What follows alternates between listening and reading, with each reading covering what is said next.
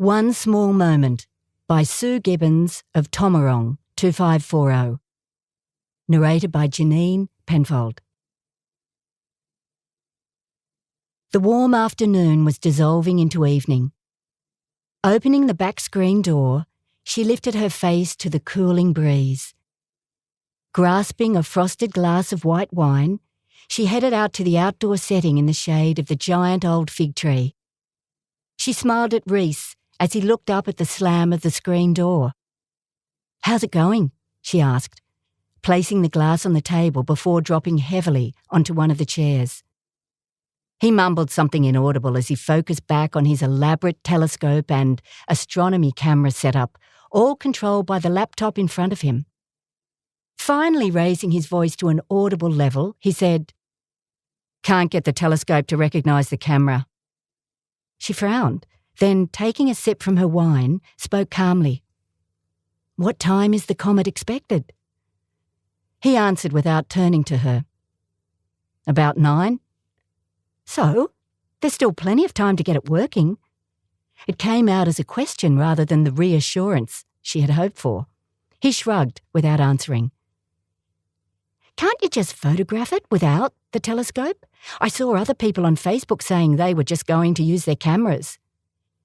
He let out an exasperated sigh and turned to her. "Mum, don't you get it? This is a once-in-a-lifetime opportunity. This is a rare green comet, and this is the closest it's come to Earth for 50,000 years. That means the last time it was visible might have been during the Stone Age. Everyone in the astronomy club will be out trying to get a good shot. Cameras are okay if the comet is bright and might be okay for most people, but if I want my photo to stand out at the club, it needs to be better." She took another sip of wine. She was aware it was a big deal. It had been all over the media for weeks. It seemed every amateur astrophotographer would be out there trying to get that special shot, trying to be noticed. She hated to see him upset and frustrated over something that should be a pleasure, or at least fun. But it meant a visit from him, even if she knew that he had come only because she had the best view of the horizon. The right direction, the right elevation, and lack of obstructions like trees. She told herself not to focus on the negative. Spending this time with him was a gift, distracted though he was.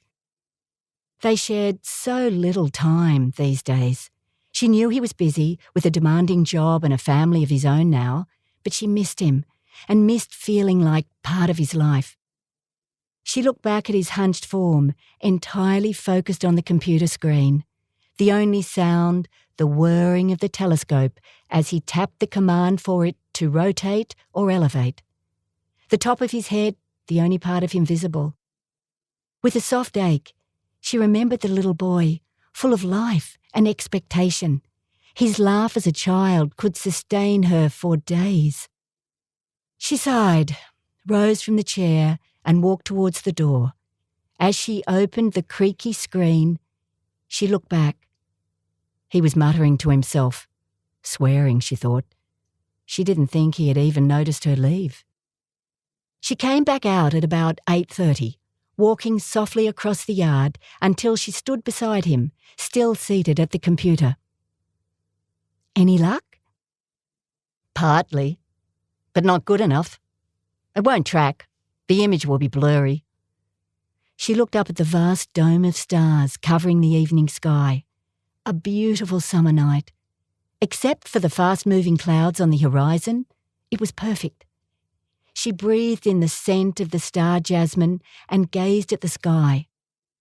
As she looked, she saw a bright flash across the dark sky. She caught her breath. "Look, Reese, a shooting star." He spun around. "Huh? Where?" She pointed to the sky, but the shimmering trail was gone.